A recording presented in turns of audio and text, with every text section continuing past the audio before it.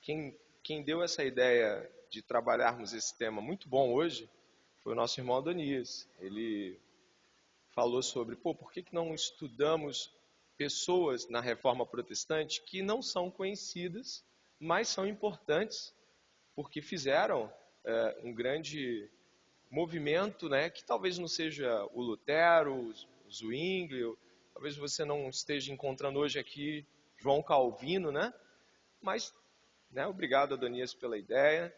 E isso é importante, irmãos, porque nós somos tendenciosos à glória para nós mesmos, não é verdade? E a nossa tendência pela glória de nós mesmos é muito grande. Não sei se a sua, ela é como a minha muitas vezes, de querer ser reconhecido, querer ser elogiado pelo que fez, não é isso? Então, quando a gente expõe que outras pessoas compartilharam como esse estudo, nós também compreendemos a realidade de que precisamos uns dos outros e que as pessoas devem ser honradas por aquilo que fizeram. Vozes da reforma, reformadores anônimos diante dos homens, mas conhecidos diante de Deus. Nós vamos lidar com alguns nomes, e antes de orarmos para termos início, a gente vai lidar com alguns nomes que eu não duvido que você possa conhecer. De repente você conhece alguns aqui que já leram livros sobre a Reforma Protestante e certamente encontraram esses nomes por lá. Então, o estudo ele não tem como proposta ser inédito para todo mundo. Mas é claro que algumas coisas que vão ser ditas aqui são de particular importância para entender um pouquinho mais como Deus usou inúmeras pessoas para fazer a sua obra durante a Reforma Protestante. Não é verdade? Gostaria de que orássemos nesse momento. E o nosso desejo, né? Qual é o desejo do seu coração? Bom, o meu como seu pastor e também como professor desta manhã, é de que ao mirar nestes exemplos, nós nos possamos compreender e ver a grandeza do trabalho de Deus na vida de pessoas que não ficaram tão expostas quanto as outras, mas fizeram grandes coisas, e nos estimular a pensar, puxa vida, talvez eu nunca vá ser o protagonista visual de determinada coisa na minha igreja local. Talvez eu nunca vá ser a pessoa que as pessoas vão lembrar na hora de que algo foi feito. Mas Deus, eu quero servir. Eu quero, como alguns desses nomes, participar servindo a obra de Deus. Acho que esse é um bom pedido de oração. Não é? Vamos lá? Eu vou passar aqui um documento que já vai ser citado, então eu vou pedir aqui que, por gentileza, pode ser qualquer um de vocês que possa pegar aqui e sendo passado e manuseado, é a Confissão Belga e o Catecismo de Heidelberg. Aqui, ó, uma irmã já veio aqui, obrigado, Daina, Ana Carolina. Aí vai passando, um pouquinho cada um vai olhando, é um documento que a gente vai citar hoje, né? Irmãos, não é uma doação, tá? Então, passem mesmo para o outro lado, tá? Por favor. Vozes da Reforma. Quem já leu algo sobre Lutero? Vai levantando a mão. Tá bom, vamos ver. Calvino. Diminuiu? Não, ficou na mesma proporção. Zwinglio. Ih, rapaz, tem Zwinglio aí, hein? Essa aí eu não esperava tanto não, hein? Martin Bucer. E alguns ali. Zacarias Ursino. Gente, não é um trapalhão, né? Então eu não vou nem citar os outros, porque já parou aí, já deu ruim, né? Então, deixa que a gente chega até lá. Nós estaremos estudando hoje 4 nomes dentro de uma infinidade de outros que poderiam ser citados. E eu gostaria de que você pudesse ter noção um pouco daquilo que vai ser discutido aqui. Olha aí os nossos temas. Você já ouviu falar do Catecismo de Heidelberg? Você sabia que a questão da ceia do Senhor quase separou a catolicidade de todos os protestantes da Reforma? Uma confissão em meio à perseguição. E uma teóloga no debate público. Vamos aprender um pouquinho com essas nuances aí. Falei de teóloga, algumas irmãs já até riram, ficaram alegres, né? Sim, tivemos irmãs valiosíssimas nesse período também. Eu gostaria que vocês pudessem, aos poucos, né, fazendo perguntas na proporção daquilo que acham que pode ser útil para você e para os outros aqui. Se você achar que alguma pergunta tem um cunho extremamente pessoal e você quer fazer depois, também pode, não tem problema.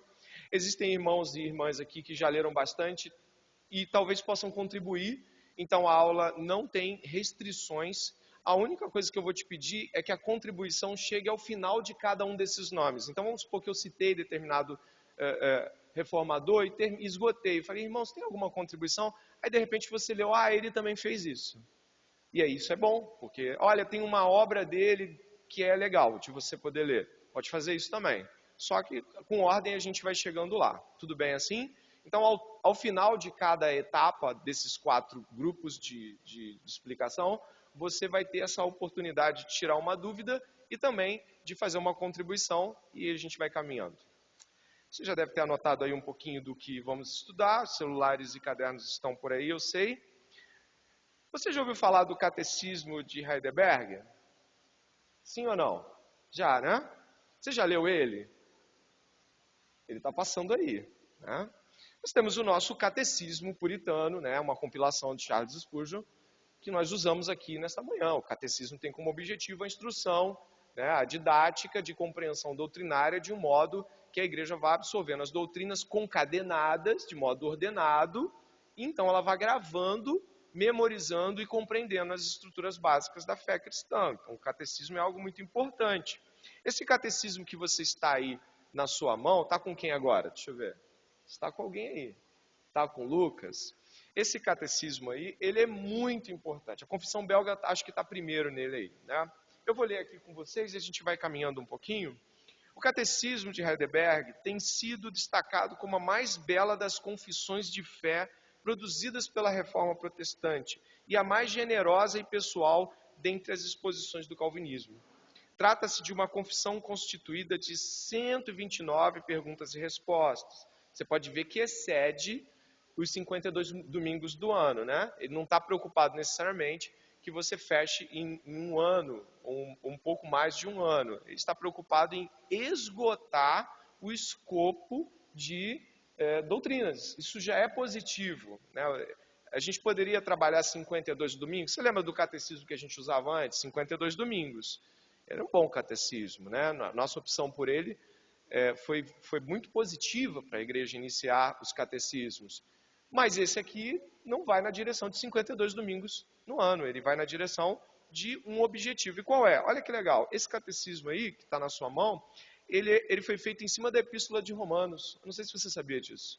O que já é algo diferente, né? Pegar um livro bíblico e colocar ele em uma disposição que você possa entender com perguntas e respostas. Ele foi um documento muito importante, meu querido pode passar. E aí eu quero começar, por exemplo, expondo 2 colocações sobre esse catecismo aqui. Olha só, olha a pergunta número 1 dele, né? Qual é o seu único fundamento na vida e na morte? Que belíssima provocação logo de início, né? Porque geralmente os catecismos começam ou com as escrituras, quais são os livros bíblicos, ou então alguma noção prolegômena dos fundamentos da fé, né? Porque se crê, mas olha como é que ele já começa, né? Qual é o seu único fundamento na vida e na morte? Meu único fundamento é meu fiel Salvador Jesus Cristo. A ele pertenço em corpo e alma, na vida e na morte, e não pertenço a mim mesmo. Meu Deus do céu. A coisa já chega num impacto tremendo, né? Olha a segunda pergunta. O que você deve saber para viver e morrer neste fundamento? Como são grandes meus pecados e miséria. Segundo, como sou salvo de meus pecados e minha miséria. Terceiro, como devo ser grato a Deus por tal salvação. Lindo isso. Além de extremamente profundo, muito preocupado com a sua resposta adequada a Deus. Não está apenas expondo a doutrina, o que já seria magnífico, mas ele tem uma ideia direta. Agora você percebe o seguinte, esse catecismo inova, e catecismo não é uma coisa que a Reforma Protestante inventou, mas ela propagou com bastante força. Você reparou como é que ele tratou a pergunta 1 e a 2? Seu único fundamento. E a resposta da 2, meus pecados. Olha, ele não tá deixando isso em tom aleatório. São seus pecados, são o nosso fundamento. Esse catecismo inovou escrevendo as perguntas e as respostas em tom pessoal. Magnífico também, não é verdade? Então, quando nós estamos diante desse catecismo, certamente nós estamos diante de algo muito maravilhoso. Por exemplo, eu coloquei um pouquinho mais, Alan.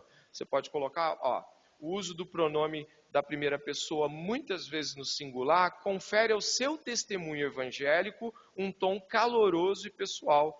Bons exemplos disso são a pergunta número 1, qual é o teu único consolo, né? E aí está falando da pergunta 21 também, a definição de fé encontrada na resposta à pergunta 21, ali no meio. É não somente um conhecimento seguro, pelo qual eu aceito como verdadeiro tudo que Deus nos revelou em sua palavra, mas também uma confiança plena de que o Espírito Santo cria em mim através do Evangelho. Nós, mim, meu. Esse catecismo é muito pessoal e por isso ele inova a dinâmica, né? Ele não deixa a coisa assim, deve-se crer que Deus é o único fundamento. Não está errado dizer que deve-se crer que o Evangelho... Não, o deve-se ali não está errado, se ele fosse colocado assim. Mas ele se coloca no catecismo e aquele que professa o catecismo também está falando em primeira pessoa. Isso é relevante, é importante, vai ficar aí para que você possa dar continuidade a essa compreensão. E por que ele foi publicado, né? Eu vou ali no terceiro slide, acho que um pouquinho mais, né, Alan? Esse catecismo ele foi publicado, tem mais coisas do que você vai ler, pode passar mais uma, Alan? Porque eu deixei bastante material. Então, o meu pular não é porque eu estou com pressa, tudo bem? É assim para você entender. Por que ele está pulando? Porque eu quero que você fique lendo depois disso em casa, você vai receber esse documento, você vai ler um monte de coisa boa. Tá? Mas qual era a grande dificuldade nesse tempo? Quando o movimento reformado surge no século XVI, ele é muito plural também. Porque a partir do momento que ele começa a se soltar da Igreja Católica, ele também se solta dele muitas vezes. Você tem os luteranos, os zwinglianos, aí você também tem movimentos que a gente diverge muito, como os anabatistas, a gente já estudou isso aqui no mês passado. Você tem um monte de grupos que surgem, denominações, a partir da interpretação de A ou B, ou na verdade de escolas interpretativas, e essas escolas interpretativas, claro, vão gerar disputas. Agora pensa comigo, todo mundo saiu da Igreja Católica naquela época. E o que a Igreja Católica fazia com os seus divergentes? Você sabe o que ela fazia, né? Fogueira, né? Morte, ou então banimento, exílio, entendeu? Esse espírito combativo também estava nos primeiros protestantes. Tanto é que houve a morte de um homem atribuída aí a João Calvino, que mandou queimar o cara. Mas por que ele mandou queimar o cara? O Servetos, né, se não me falha a memória. Mas por que ele fez isso? Gente, existe um tempo ali. E eu não estou dizendo que ele está certo, e ele pode ser condenado no sentido de que nós discordamos veementemente de que um homem considerado herege ao seu tempo seja queimado. A gente não precisa fazer um relativismo moral. Não, naquela época eu também queimaria ele. Não é isso não, pelo amor de Deus. A gente não concorda com uma pessoa ser queimada ou morta porque ela discordava. Mas a gente lê o tempo, é isso que é importante também, lê a mentalidade daquelas pessoas e entende quanto aquilo valia e não era só sobre crer ou não crer. Aquilo influenciava uma série de outras coisas.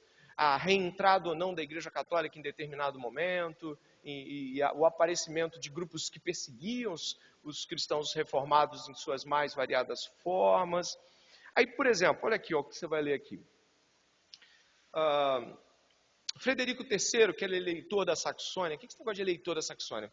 Naquela época você não tinha Alemanha, você deve saber disso. Não tinha Alemanha, não tinha Itália, essas coisas não existiam. Itália, Alemanha. Você tinha reinos, pedacinhos, que vieram dos feudos. Quem estudou lembra, não vou entrar nisso não.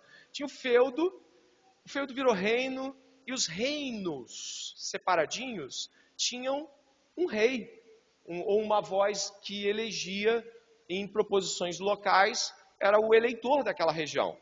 tá? Por exemplo, Lutero foi protegido pelo Frederico da Saxônia pra caramba. Não sei se era o segundo ou o terceiro, aí me ajuda aí os saxônicos aí. Mas o Lutero ele foi protegido por um desses caras que era eleitor de uma região, escondeu ele lá no castelo. O que é importante entender que não estava separado política de religião? Porque a Igreja Católica, como você bem sabe naquela época, ela era política e religião, meu irmão. Estava tudo junto. Quando a Igreja Protestante se separa, aquelas pessoas que também queriam ser protestantes, mas saíram da Igreja Católica e não eram os reformadores, queriam uma resposta. Qual é o lugar da religião e da política? E é lógico que Lutero, por exemplo, escreve a pessoas para que tenham determinada posição política na sua época. Isso não é um problema, é uma necessidade da época. Então, por exemplo, ó, sua publicação se deu, acho que jogar um pouquinho para cá, aí a gente vê. Ficou um pouquinho maior, mas fez bem, ficar maior, só para ler o texto ali. Ó. Sua publicação se deu por ordem de Frederico III e teve por finalidade acabar com as divergências doutrinárias internas, com as disputas eclesiais, amenizar a polêmica entre luteranos com a presença de Cristo na Eucaristia e suavizar a apologética religiosa motivada pelas provocações externas, sintetizar o pensamento calvinista e colocá-lo de forma didática e em termos acessíveis às pessoas de todas as faixas etárias, preparar os neófitos para a pública profissão da fé reformada.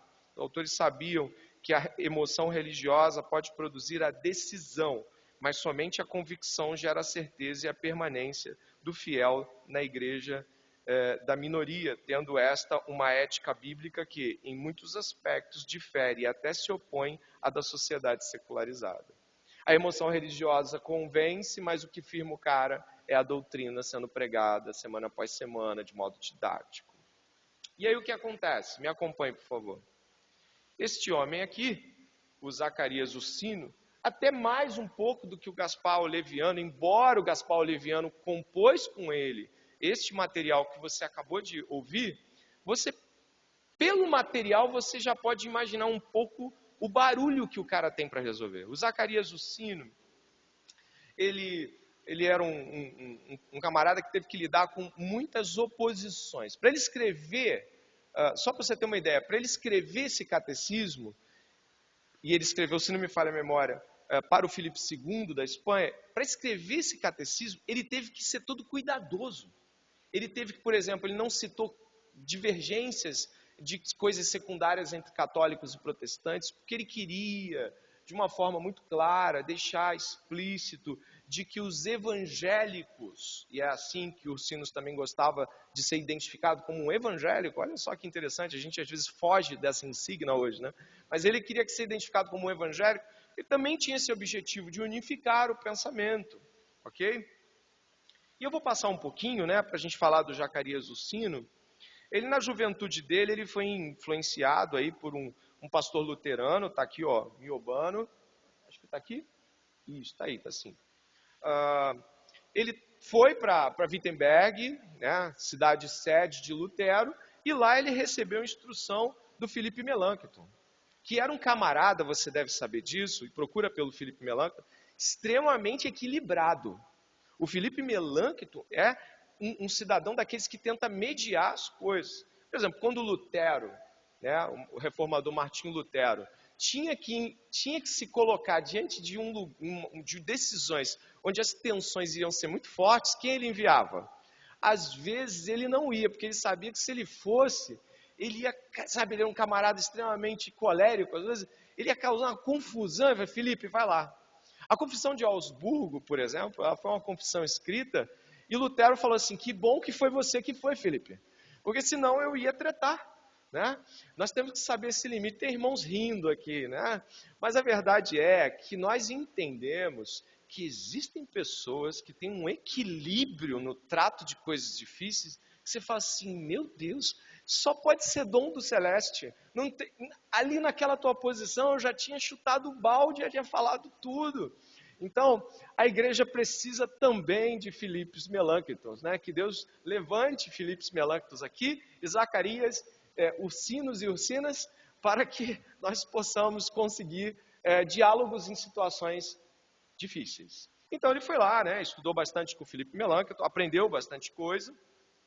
E ao passo que esse aprendizado com Felipe Melanchthon foi importante, aos poucos ele foi sendo conduzido para uma dimensão mais explícita de calvinismo. Por que é importante a gente citar um camarada como o Zacarias Ursino? Porque ele não é alguém que você conhece. E é alguém que você poderia, por exemplo, adquirir a introdução que ele fez a esse catecismo. Você sabia que a introdução que Zacarias Ursino fez ao catecismo que ele mesmo escreveu é a primeira menção reformada ao pacto de obras? Ele não chamava de pacto de obras, ele chamava de pacto da criação. Mas ele é o cara que consegue ver isso pela primeira vez. Olha que coisa fascinante. A gente falou aqui de pacto de obras há pouco tempo. Vocês lembram disso? Sim? Não? Acho que sim, né? E nós falamos sobre isso para a fé batista. A gente falou pacto de obras, pacto de obras. E a gente já saía aqui meio lobotomizado. Pacto de obras. Paz, Senhor, pacto de obras. Está me ouvindo ainda aí? Sim? Está caindo agora porque Deus sabe que a gente se entende, né? À noite...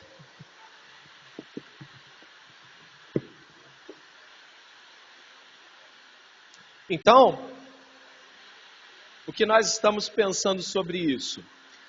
Deus levanta pessoas que também vão ser muito úteis na obra dele e que, ao nosso ver, não parecem ser tão radicais quanto deveriam ser, mas que são pontos de equilíbrio para que outros que são radicais possam ser na medida certa, porque Deus também usa aqueles que vão chutar o balde, porque o balde precisa ser chutado, e Lutero precisou chutar o balde. Mas sem Felipe Melanchthon não tinha a continuidade para o apaziguamento daquela decisão da Confissão de Augsburgo e de várias representações, inclusive, só para você entender, Felipe Melanchthon, ele foi muito importante também, não vai estar aqui hoje, como um grande homem na área do ensino. Quantos já leram sobre Felipe Melanchthon no ensino? Muito bom. E ele era, dizem os mais próximos, muito mais catequista pessoal do que Lutero. Ele era muito mais discipulador nesse sentido, usando a nossa palavra, do que Lutero. Lutero era um pregador esbravejante, um teólogo incisivo e um camarada que estava disposto a morrer pelo que acreditava. Filipe também, mas ele conversava mais. Tá bom? E o Zacarias Ursino, de certa forma, filho dessa compreensão equilibrada, é o autor dessa confissão aí, desse catecismo que está passando pela sua mão, que você deveria adquirir, porque é um catecismo lindíssimo, brilhante, é obra para você ter em casa e meditar sobre as perguntas e respostas, e ele é um dos nomes que nós estamos descobrindo hoje. Amém? Quem não conhecia Zacarias Ursino, levanta a mão aí. A maioria de nós. Então agora temos a chance de... É publicada, tá? Essa introdução ao catecismo que ele fez é publicada em nosso idioma, você pode adquirir, tá bom? Vamos seguir? Eu gostaria agora de perguntar se você sabia disso, que a gente vai ver nessa pergunta aqui, ó, pode passar.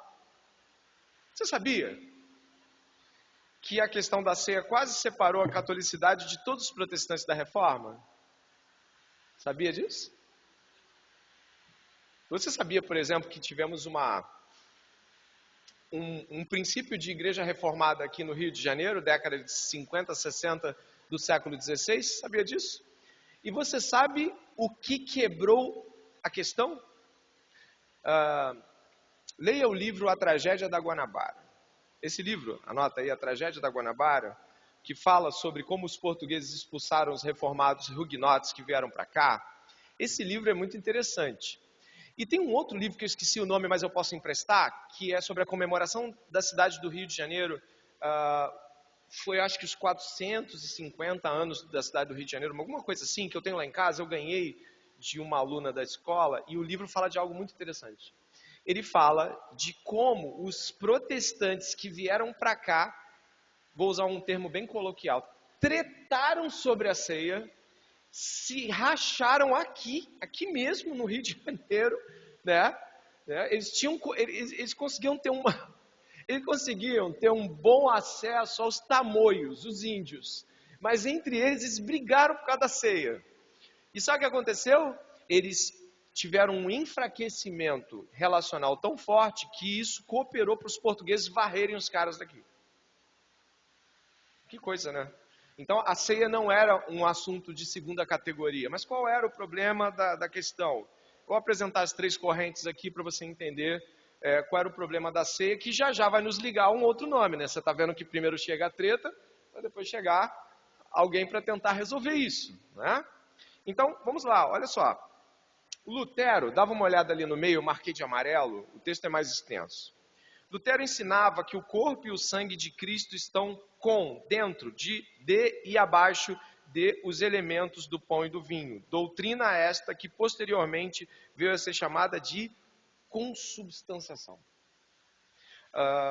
Essa visão de Lutero, ela veio advinda da Igreja Católica. Ela foi mudando aos poucos, mas ainda preservou um caráter muito forte dentro da visão luterana incipiente. Ponto.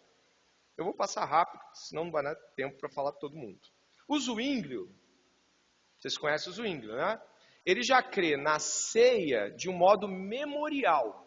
A ceia ela traz um objetivo sim, que é de você rememorar, relembrar. Façam isso em memória de mim. Então o Zwinglio pensa, não, então se é em memória de mim, né, a gente deve fazer isso de modo solene, honroso. O Espírito Santo está na igreja, não há nenhum problema com isso, mas é memorial. Não é como os católicos, nem como os luteranos pensavam, é algo para que você possa lembrar. E teve o Calvino, né? A terceira posição do Calvino, está lá embaixo. João Calvino rejeitava totalmente a ideia de Cristo estar fisicamente presente nos elementos ou com eles. Mas que Zwinglio, porém, Calvino enfatizava grandemente a presença espiritual de Cristo à sua mesa. Entendia que se tratava de uma presença dinâmica, semelhante ao significado do termo grego amnesis, mediante o poder do Espírito Santo. A opinião teológica reformada ressalta que a eficácia da morte sacrificial de Cristo é aplicada e tomada relevante ao crente que participa da comunhão como uma atitude de fé e confiança em Cristo, um meio de graça. Cristo é comunicado espiritualmente pela ceia. O pão não vira carne, o vinho não vira sangue, não é nada disso que os presbiterianos, por exemplo, acreditam, eles não acreditam nisso, mas não é só memorial, tem algo mais. Por que eu não quero me ater a esse aspecto? Porque eu acho que foi até o nosso irmão Adonias que já deu uma aula sobre isso aqui, aí se eu entrar nisso aqui eu vou voltar para a aula dele e não vou chegar no nome e na questão maior. Você acha que isso é pouca coisa para a época? Mas não é pouca coisa nem para hoje. Mas você imagina o tamanho do problema que isso gerou. Pessoas se dividindo a um ponto de não se tolerarem nem em conversa. Havia perseguição em determinados momentos diante da posição que você pudesse assumir da ceia. E eu não vou nem botar a Igreja Católica nisso. E aí quem é que surge para trazer um princípio católico, e aí católico tem como objetivo uma expressão universal, uma unidade entre a fé dessas pessoas? O Martin Bucer, é ele aí, ó. Você já viu o rostinho dele? Alguns de nós já estudamos lá no seminário Martin Bucer, e talvez nem soubéssemos tanto a importância que ele teve nesse contexto.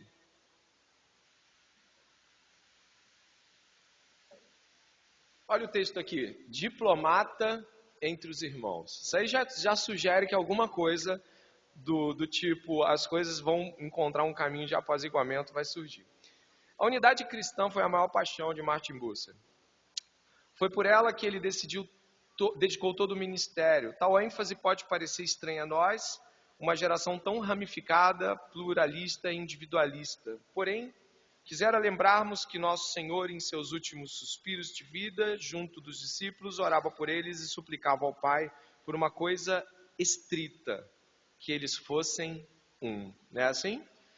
Jesus fala isso no Evangelho de João, pede que sejamos um. Esse texto aqui é do Andrew Jumper, do Centro de Pós-Graduação Andrew Jumper. Você encontra no site do Andrew Jumper, tá? Mas os sites vão ser citados no final na bibliografia. O Busser, ele então desejava esse aspecto de unidade, já que ele via na separação dos grupos reformados um grande empecilho para o avanço do evangelho e também um grande desafio quanto à sustentação do próprio movimento reformado evangélico. Porque você vai se dividindo tanto que daqui a pouco você pode até sumir. Você pode ser um grupo isolado de 15 pessoas ali que acreditam de determinada forma, você some de repente. Tá? E para entender um pouquinho mais do Martin Bucer, a gente vai ver algumas citações dele ao longo da nossa estrada aqui. Olha ali no meio, ó. O movimento conciliador de Bucer era bem alicerçado teologicamente e centrado no Evangelho de Cristo.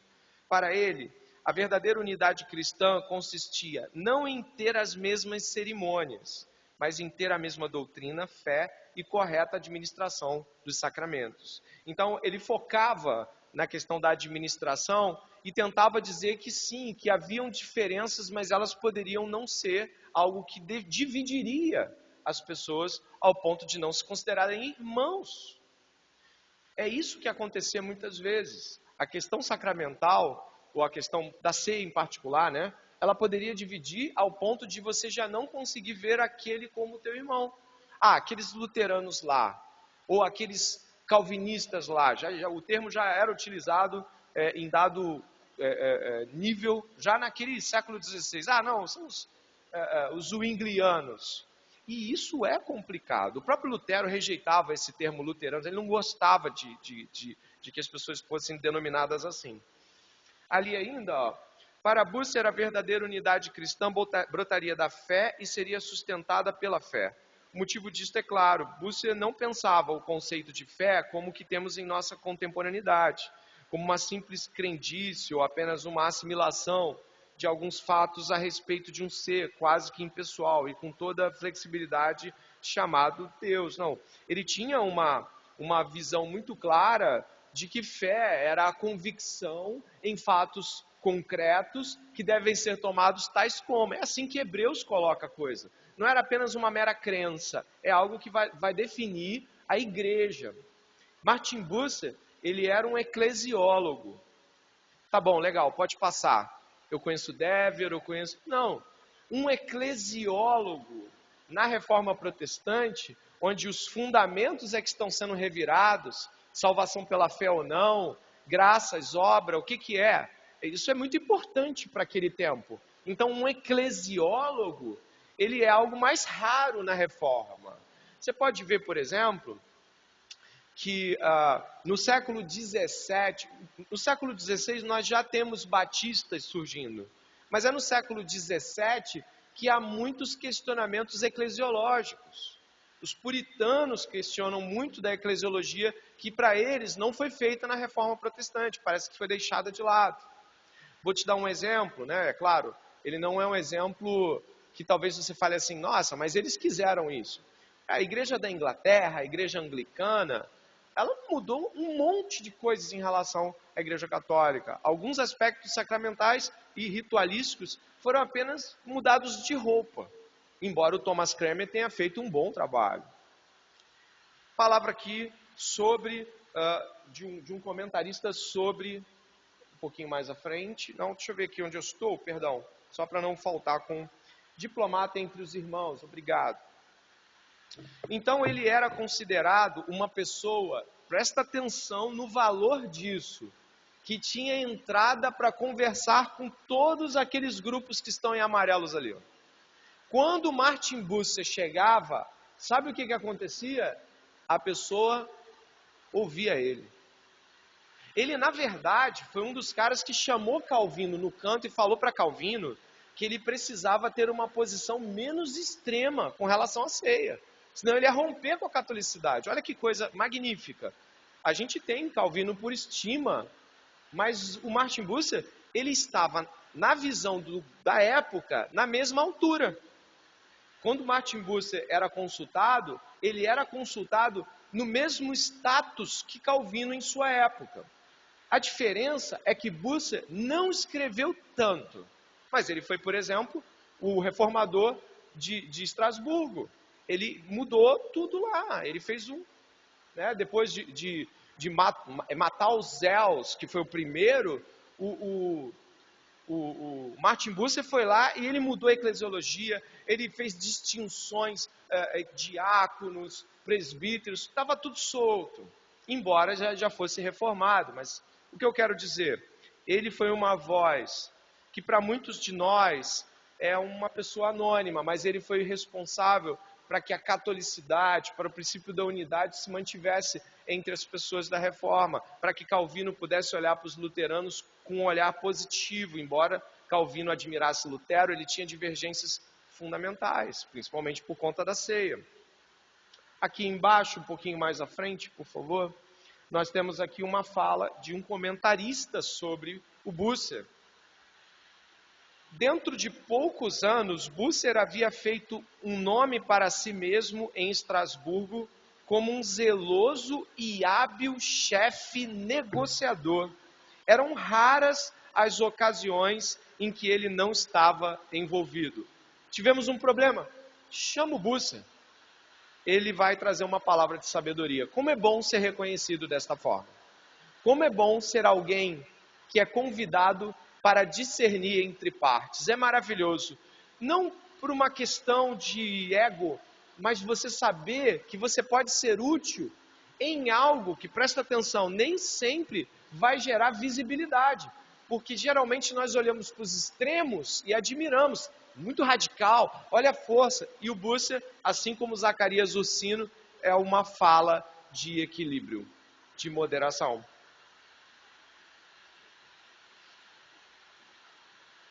Mesmo após o término do ministério pastoral de Bucer em Estrasburgo, quando ele esteve auxiliando Thomas Cranmer na reforma da Inglaterra, você está vendo onde esse cara foi? Ele foi em tudo quando o cara está na Inglaterra, ele está em Genebra, olha isso, ele tem entrada, né? Ele intermediou lá uma disputa com relação às vestimentas do bispo anglicano. John Hooper não queria ser aparamentado como um bispo nas vestimentas tradicionais. Cranmer chamou Bucer para a conversa, o qual, presta atenção aí, criticou ambos os lados. Segundo Bucer, havia problemas mais importantes do que questões de roupas, como, por exemplo, o treinamento teológico da congregação. Olha só. Tipo, gente, vocês estão discutindo a roupa e a congregação não conhece nada de teologia.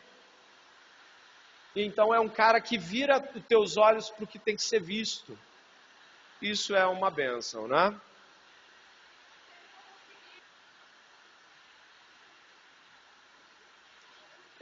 A Thomas Nelson lançou um livro, né? Do Martin Bucer, que você pode buscar comprar. É um livro que tem sido recomendado.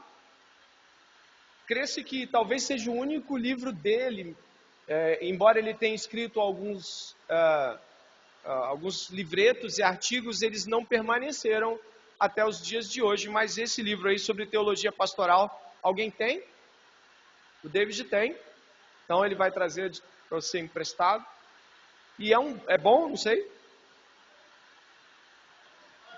Tu ainda não leu não, né? Tá bom. Então pode pedir emprestado, ele não está na lista da leitura imediata do David. Pode pedir emprestado o David, tá bom? Vamos caminhando. Aqui mesmo nesse texto, Calvino adotou uma ideia da união de Cristo proposta por Bucer como fundamento de sua eclesiologia. Mais abaixo, no Teologia Pastoral. Sobre o verdadeiro cuidado das almas, obra que mais tarde seria ampliada como programa de reforma para a Inglaterra, de Cranmer, de Regno Christi, sobre o reino de Cristo.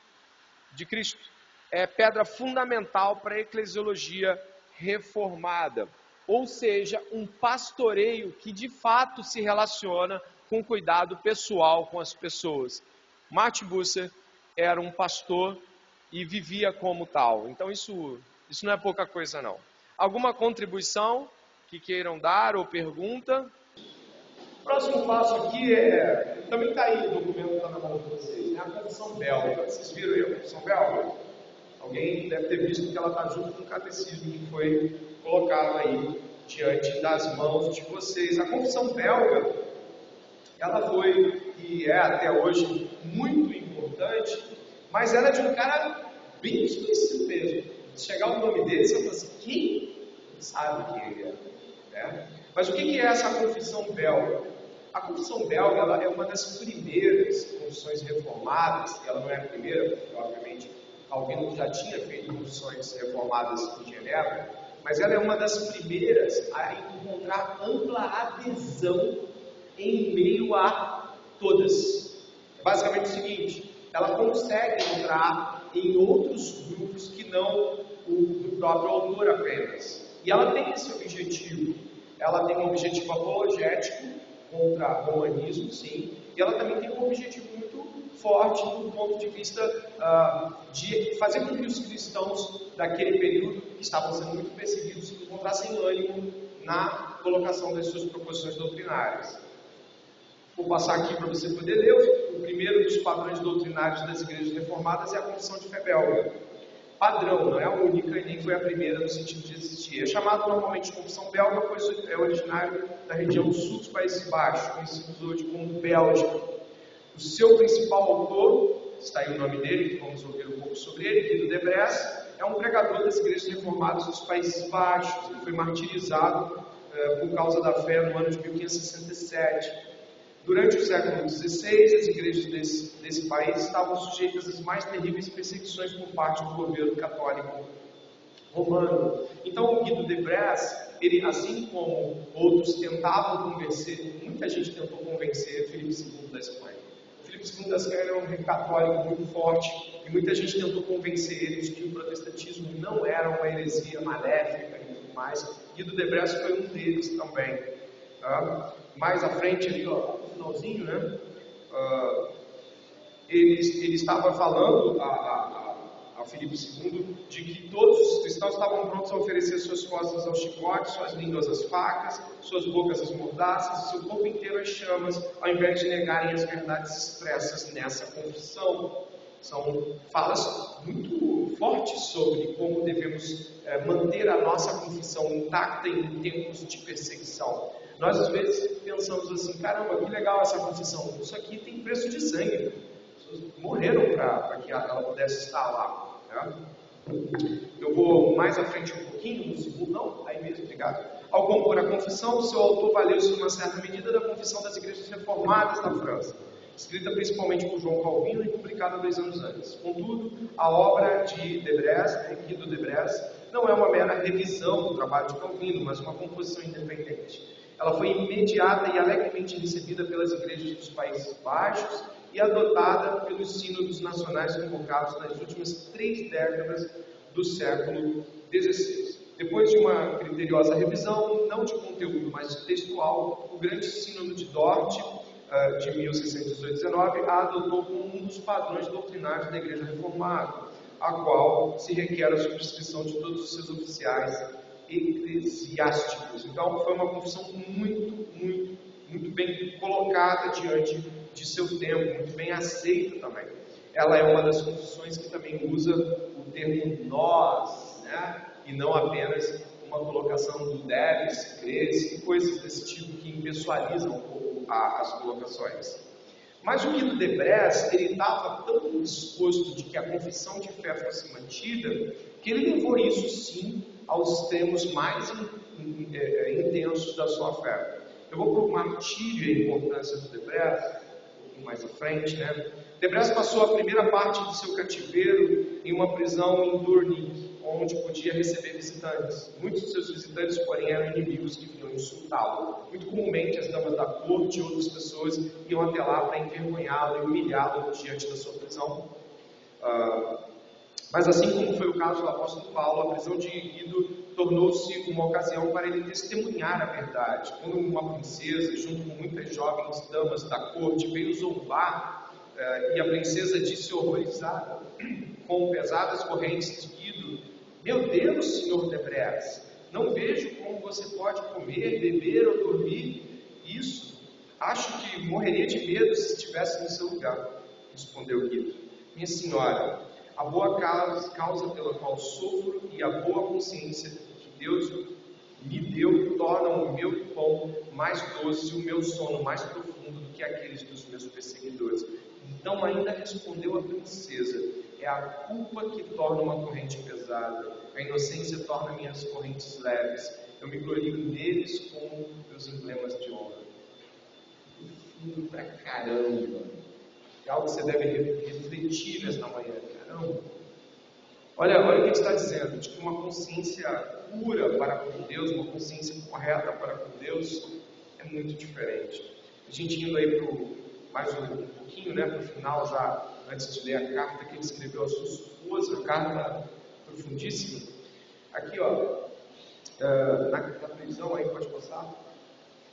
Logo Guido foi transferido para Valenciennes e jogado numa masmorra escura, fria, úmida, infestada de ratos conhecidas como o buraco negro. Apesar do frio, da fome, do horror deste buraco, Guido escreveu um folheto sobre a ceia do Senhor e cartas para seus amigos, sua mãe idosa e sua esposa. Uma carta para sua esposa é um testemunho especialmente comovente da sua fé. Eu vou ler um trecho dessa carta que tem pelo menos em proporção umas 3 páginas. Minha querida e amada esposa em nosso Senhor Jesus, sua dor e angústia são a causa de eu lhe escrever esta carta. Oro sinceramente para que não se sintam tristes além da medida. Quando nos casamos, sabíamos que não teríamos muitos anos juntos, e o Senhor graciosamente nos deu 7. Se o Senhor quisesse que vivêssemos juntos por mais tempo, Ele poderia facilmente ter feito isso. Mas esse não era o seu prazer. Que sua boa vontade seja feita. Além disso, considere que não caí nas mãos de meus inimigos por acaso, mas pela providência de Deus. Todas essas considerações deixaram meu coração alegre e em paz. E rogo a você, minha querida e fiel companheira, que se alegre comigo e agradeça ao bom Deus pelo que está fazendo, pois Ele nada faz senão o que é totalmente bom e direito. Rogo-lhe então que seja consolada no Senhor para entregar você e seus negócios a Ele. Ele é o marido da viúva e pai de um órfão. E Ele nunca vai te deixar nem te desamparar. Adeus, Caterina, minha querida.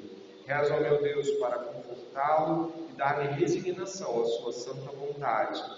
Seu fiel marido, Guido de Brés. Guido foi enforcado publicamente em 31 de maio de 67, aos 47 anos. Ele foi empurrado da escada, enquanto confortava a multidão que se reuniu e os exortava à fidelidade às Escrituras. Seu corpo foi deixado pendurado pelo resto do dia e enterrado em uma cova rasa, onde cães e animais selvagens os enterraram e consumiram. Forte isso, não? Além disso, diz o Apocalipse, bem-aventurados os mortos, que desde agora morrem no Senhor. Sim, diz o Espírito, para que descansem das suas fadigas, pois as suas obras os acompanham. Essa história de um homem que morreu para que outros pudessem compreender Jesus Cristo de modo claro. O consolo da esposa dele é altamente doutrinado. Ele está consolando-a e a instruindo a como refletir sobre o momento de dor em Cristo. Eles viveram juntos apenas 7 anos e, de fato, irmãos, muitos de nós não conseguem ver as nossas vidas com uma missão evangelística em um mundo que vai ser hostil a nós. Queremos uma boa vida. O Guido de Brés nos mostra que muitas das nossas vontades são vicissitudes de quem ainda não se desenraizou, como diria Russell Shedd, dias antes de morrer: sinto que estou sendo desmamado do mundo, mas às vezes vivemos ainda segundo aquilo que esperamos desse tempo. E por último, e não menos importante, eu gostaria de citar uma dama, uma teóloga em debate público, Katharine Schultz. Já ouviu falar dela? Quantas damas aqui já leram sobre Katharine Schultz? Deixa eu ver. Uma dama lá. Rapazes já leram sobre Katharine Schultz? Rapaz, novidade para a gente, Katharine Schultz, Vamos lá. Sim, olha, nós não temos noção de tantos e tantos homens e mulheres de Deus que labutaram dentro da causa evangélica no século XVI. E Katharine Schultz foi uma delas. Eu vou ler um pouco da história para você entender. Nasceu em 1497, em Estrasburgo. Ela era de uma família proeminente, a família dela deu instrução formal a ela, trouxe a ela capacitação para que ela pudesse responder ao tempo dela de modo próprio, então era alguém instruída intelectualmente. A família não lhe cessou a oportunidade de crescer e entender. Ela tinha um grande alvo, que era a propagação do Evangelho, você pode ver na continuidade aqui do escrito. Algumas vezes parecia até que ela se excedia nisso ao seu próprio esposo, né? Que é o Matthaus Zels. Esse Matthaus Zels foi o primeiro reformador de Estrasburgo, antes do Husserl, né? Você não foi Husserl, né? Eu falei, o Husserl que foi para lá. Então, o Matthaus Zels, ele tinha, claro, ele se converteu do catolicismo para o protestantismo, ele fez um bom trabalho em Estrasburgo, mas obviamente ele foi uma pedra fundante. Os que começam nem sempre têm todas as possibilidades de fazer o melhor possível. Muitas vezes o marido dela é criticado por não talvez entender todas as coisas que a reforma protestante propõe em termos doutrinários, e ela defendia o marido dela com isso, e disse, não, ele está fazendo o melhor trabalho possível. Eu estava lendo alguns artigos sobre ela, o quanto ela temia a Deus mais que os homens. Por que isso é importante? Porque quando você teme a Deus mais do que teme os homens, você consegue entender as prioridades. Você consegue entender em que furada você deve se meter, em que furada você não deve se meter, em que furada você precisa de problema. A gente chama alguns problemas para nós porque compreendemos que devemos nos meter com ele e comprar aquela briga. E eu acho que o temor que ela tinha a Deus era um temor grandioso, principalmente para uma mulher no século XVI. Aqui está o livro de onde boa parte desta obra foi retirada, né? Para você anotar, Mulheres da Reforma. Eu acho que alguém tem esse livro aqui. A Marcela tem esse livro. A Marcela quer dar aula. Não sei, né? Vai que ela leu mais do que eu, possivelmente. Mas a Catherine, ela tinha um senso de contraposição àquilo que era contra o Evangelho forte. E ela não se calava em relação a isso. Eu continuo aqui, ó. Ela tinha uma grande assistência aos refugiados daquele tempo. Muitos foram refugiados lá. Calvino se refugiou lá na sua casa. Husserl se refugiou lá. Ela era contrária a uma atitude extrema de violência contra pessoas que discordavam. Por exemplo, ela discordava dos anabatistas, mas ela não concordava que eles deveriam ser mortos, por exemplo. Ela discordava de posições, mas ela acreditava que agir de modo extremista não resolveria. Então ela refugiava pessoas assim, claro, o seu marido se deleitava, né? Tá aqui, ó, seu esposo ficava muito feliz com essa atitude de guarda que ela oferecia, mas ali abaixo você vai encontrar, né, sobre o próprio Husserl quando ele a visitou, mas um pouco à frente. O seu esposo, ele era um homem mais quieto, um homem mais pacífico, ou diríamos assim, um homem mais na dele. E ela era uma mulher mais de fala, de proposição. E é claro, sem dúvida nenhuma, essa ousadia servia ela para defender o seu esposo de acusações erradas. Inclusive, ela discordou de Lutero, no tratamento que Lutero deu aos suíços, em algumas de suas enunciações, e ela escreveu uma carta para Lutero, dizendo que ele deveria ser mais educado com os suíços. E o Lutero respondeu uma carta para ela. Então, entende, o modo como ela se contrapunha à ruidez e aos extremos é muito relevante. Eu não sei se você percebe, ela era uma mulher incisiva e, no bom sentido da palavra, ousada em seu tempo, mas o que ela estava buscando, não sei se você reparou, essa foi a tônica do tempo de hoje, era um equilíbrio, ou minimamente uma posição de diálogo. Isso foi a tônica até agora no nosso estudo. Pessoas que estão buscando um ponto de, peraí, cara, a gente vai acabar se matando. Mais à frente um pouquinho. Ao mesmo tempo que ela foi convicta e leal à verdade, foi bastante liberal com relação às suas simpatias mesmo com os esse nome, né? Zwingenfelds, esses Zwingenfelds.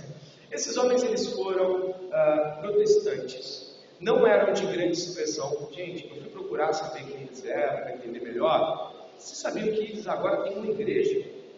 Eu não sabia nem dizer como pronunciar quem é Zwingenfelderistas. Eles têm uma igreja nos Estados Unidos hoje, e eles eram protestantes muito perseguidos porque eles não entendiam, eles não tinham acesso ou não entendiam alguns aspectos da reforma. E a Catarina, inclusive, em um dos artigos que eu li sobre isso, ela falou assim: peraí, eles ainda não entenderam. Deixe eles entenderem primeiro para depois vocês criticarem ele. Porque houve na reforma protestante também muita atitude de contraposição sem dar tempo para a pessoa amadurecer a posição. Isso é importante quando você está convertendo. Quando há uma conversão de posição religiosa, há também um processo de maturação. Lutero nutriu respeito exagerado por Maria até o fim de sua vida. Não é verdade? Lutero tinha uma posição antissemita que eu e você, possivelmente, ao ler, vamos escutar. Então, o que eu quero dizer com isso é que mesmo homens amadurecidos teologicamente podem manter posições das quais discordamos. Acredito que esse é um grande feito dessa senhora, porque ela conseguia abrigar, conseguia discordar, apoiar o seu esposo dentro do seu ministério e ainda assim escrever uma carta para o reformador. O que não é, de modo algum, algo fora de senso, algo errado, né? Em 1534, ela escreveu uma introdução e fez parte da composição de um inário para Estrasburgo. Olha que coisa legal. Ela coletou os cânticos, fez uma introdução e fez uma compilação de um inário. Eu não sei se esse inário tem algum acesso hoje que a gente possa conseguir, não. Tá bom? Ela também fez comentários de alguns salmos e pregou, acho que 3 ou 4 vezes. Uma dessas pregações foi no enterro de seu esposo. Está até aqui no próximo slide. Né? São 10h40, então está terminando em alguns minutos o nosso encontro aqui com a conferência. Acabei falando dessa questão do enterro. E eu gostaria que você fosse até este penúltimo slide. Catherine, ela tinha uma posição doutrinária definida como alguém reformado. Eu diria assim que em alguns pontos ela é até mais luterana em algumas posições, mas não cabe aqui a gente desvendar todos os mistérios. Algumas posições dela eu achei interessantes. Puxa vida, uma mulher pensar desta forma naquela época era muito difícil, principalmente sobre política. Ela acreditava que as mulheres também deveriam entrar no debate público, em termos de discutir política e de poder falar com as pessoas.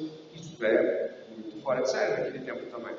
No final, aqui eu coloquei para você, o marido dela morreu e, olha que coisa, né?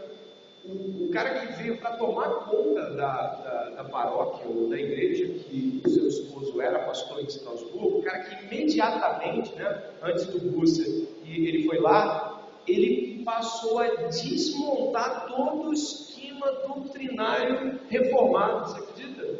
E ela, obviamente, não concordou com nada disso. No final ali, ela contestou em uma das suas cartas a toda a cidadania de Estrasburgo. A sua linguagem foi bastante severa e a sua defesa muito eloquente. Ela continua sendo refúgio dos perseguidores de todas as denominações. É considerada a mãe da reforma, né? Mãe dos reformadores, na verdade, a mãe da reforma, mãe dos reformadores, pelo seu acolhimento. O que é importante ressaltar aqui, já que não teremos tempo hábil para colocações dos irmãos, é de que Deus nos usa de modos distintivos. Esta mulher foi uma acolhedora de refugiados e se contrapôs publicamente a doutrinas erradas ou mesmo extremismo. A gente viu Zacarias, Justino, Guido de Bresse, Martin Luther buscando equilíbrio em meio ao confronto, mas sem abrir mão daquilo que é fundamental, daquilo que deve unir as pessoas. Eu vi uma frase, não vou botar ainda não, vou botar só depois da explicação. Eu vi uma frase do presidente norte-americano, Ronald Reagan. Ele foi um presidente da década de 80 nos Estados Unidos. E ele trabalhava muito nos bastidores. Ele tinha uma posição pública muito conhecida na época. Os Estados Unidos estavam passando por um período de saída da guerra do Vietnã, entrada na década de 80, a queda da União Soviética, muitas coisas estavam acontecendo ali. E o Ronald Reagan, ele foi um articulador de muitas coisas por detrás daquilo que você vê hoje como uma história conhecida. Ponto. E ao perguntarem sobre coisas que ele fez, mas de que ele não... ninguém sabia nos Estados Unidos, traz desde articulações políticas positivas até mesmo a mantenedura de desarmamento nuclear, por exemplo, coisas assim que não estavam nítidas para o público em geral, ele começou a citar outros nomes de pessoas que ajudaram ele naquilo. E até o entrevistador ficou meio, caramba, interessante. E aí ele mandou essa frase aqui que eu falei assim, poxa, não é um homem cristão, não é nada que possa, obviamente, ser tomado como escritura, mas eu achei a frase relevante dentro do contexto que estamos aplicando. Não há limite para o bem que se pode fazer se você não se importa em receber o crédito. Esses homens e mulheres que nós estudamos aqui, eles talvez não tenham todo o crédito que mereceram por aquilo que fizeram a nosso favor, mas ainda assim, a sua voz ecoa até hoje. E o Senhor os conhece, e eles estão com o Senhor. E fizeram aquilo que o Senhor pediu para que eles fizessem nesse tempo. Quanto mais você busca holofotes, certamente, menos útil você é para o reino de Deus. O reino de Deus tem um holofote, e aí eu vou usar, é claro, né, de modo muito equilibrado, né, a afirmação que o Sproul menciona de um outro autor, eu não sei, eu vou falar isso, a fala e você me ajuda. O Espírito Santo é o holofote que aponta para a mensagem do Evangelho de Cristo Jesus. Se você quiser compartilhar desse mesmo pensamento, que ele cresça e você diminua. Amém? Eu espero que essa aula possa ter trazido alegria ao seu coração. Né? Todos aqui estão buscando servir ao Senhor divinamente. E é claro, bate no nosso coração, às vezes, um desejo de estar à frente ou de fazer alguns movimentos que talvez a gente acredita que deva. Mas peça ao Senhor nesta manhã, nesta oração, humildade. Peça a Deus para que você seja servo de Cristo, mesmo que não haja louvor ou elogio dos homens. Amém? Ore comigo. Senhor Deus e Pai, te damos graças, porque o Senhor tem nos abençoado ricamente com compreensões sobre o modo como devemos ser cristãos em nosso tempo. Ao olhar para trás, louvado seja o nome do Senhor. Grandes obras o Senhor fez. E nesta manhã, todos que aqui estão pedem ao Senhor para serem usados na sua obra. Que possamos fazer o bem, Senhor, sem a preocupação de sermos elogiados ou lembrados por isso. É o Senhor quem honra o nome dessas pessoas nesta manhã, fazendo-as serem lembradas, mesmo após suas mortes. Que não busquemos marcar a história com os nossos nomes. Pelo contrário, que o Senhor cresça e nós diminuamos. Te agradecemos muito pelo que aprendemos nessa manhã. É um privilégio que o Senhor nos dá. Em nome de Jesus. Deus abençoe, estamos no intervalo. Já